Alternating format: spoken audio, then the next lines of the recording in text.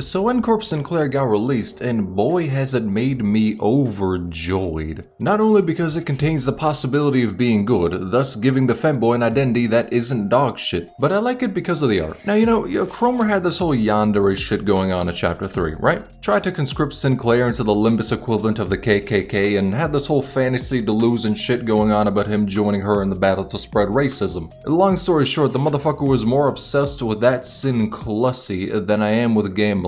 And then in the art, it's revealed that Faust did Cromer better than she can do herself. She was able to mind break Sinclair into donning the white pylon, wearing the bitch mask, throwing on a cultural relic of America.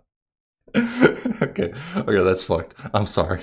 Equipping the virginity protection suit, if you catch my drift. Basically, she was able to make him return the parts of his family to the nearby Best Buy. Disassembled them bitches quicker than a sweatshop worker would have been able to make them. Then later on, the two of them went out to stab the local fucking Mountain Dew reserves. Like, why is that shit green? But this identity confirms the fact of which we all knew. Faust can be Cromer, but infinitely better. So much to the point where she is deadass cucking Cromer, and as the #1 Faust simp, and probably the #1 Cromer hater, being able to say that brings me immense joy. Now I know some may turn into the Steam reviewer and talk about Sinclair canonically going after that fussy, thus making him the cuckener. And in response to that, need I play the clip? So okay, Corp Faust, kind of a bit gorillas bananas for Sinclair. But see, here's where they're defeated, right? They're thinking they got cucked from that. No. You take the Sigma route. You fuck Sinclair too. Y'all motherfuckers are too short-sighted if you think Sinclair being straight for once means the ship with Faust has sailed too far.